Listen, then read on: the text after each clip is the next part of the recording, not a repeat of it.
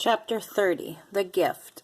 The children walked into the machine shed, past rows of parked farm machines, and found Roz tuning up the milk truck. "We got you a gift," said Jad, smiling.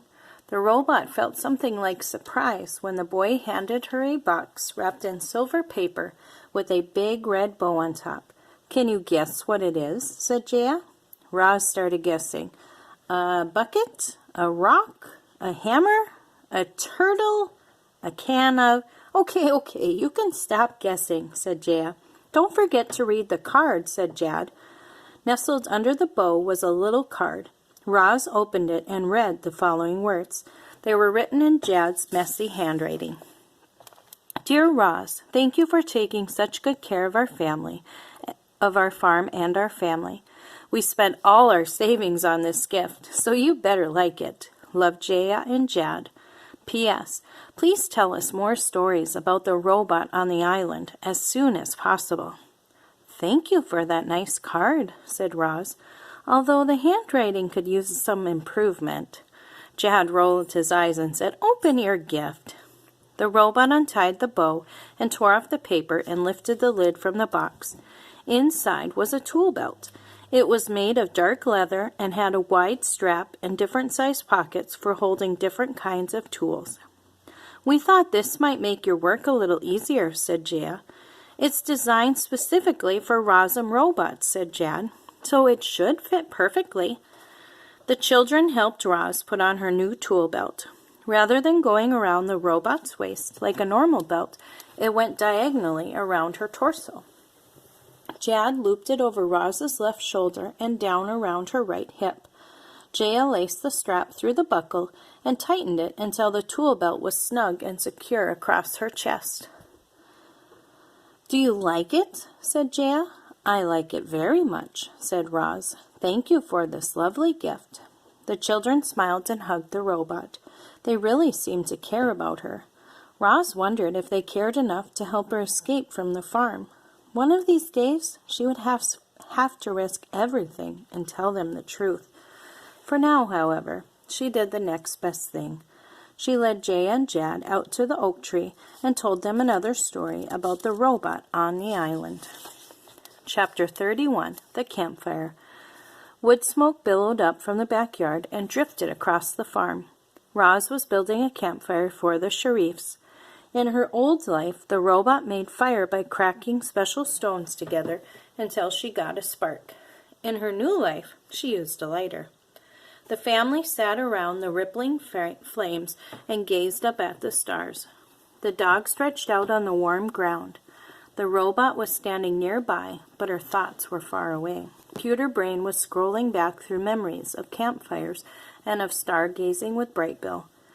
Fluffy white marshmallows were skewered onto the ends of sticks and then roasted above the flames. The children laughed as their marshmallows caught fire. They liked them charred on the outside and gooey on the inside. Their father preferred his evenly browned. When the Sharifs weren't stuffing their mouths, they were chattering happily. "That's the space station," said Jaya, pointing to a tiny dot that was slowly moving through the sky. "I can't believe people live there." "Animals live there too," said Jad. "The station has a farm. We should bring our cows up and show those space farmers how it's done." "I think our cows are perfectly content right here on Earth," said Mr. Sharif, "and so am I." Once the marshmallows were gone, Jaya and Jad snuggled up with Oscar, stared into the flames, and asked their father about the old days.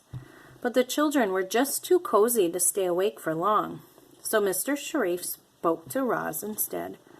"We made campfires all the time when I was a boy." The man poked the coals with his marshmallow stick, and glowing embers floated into the sky. "The whole family would sit around like this, telling stories. We had a nice life here, but then my brother and sister moved to the city, my parents got old, and everyone expected me to take over the farm. I couldn't run this place by myself," he went on, "so I hired Jamila. I did the farm work and she managed the business. We made a good team, and then we fell in love. When Jamila was pregnant with Jad, we bought a few auto machines to help out.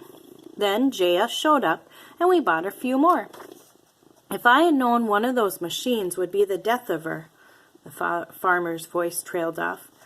Roz wanted to know more about Jamila and about Mr. Sharif and about the rest of his family.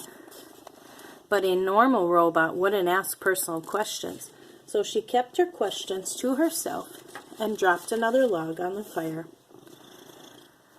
Chapter 32, The Old Barn.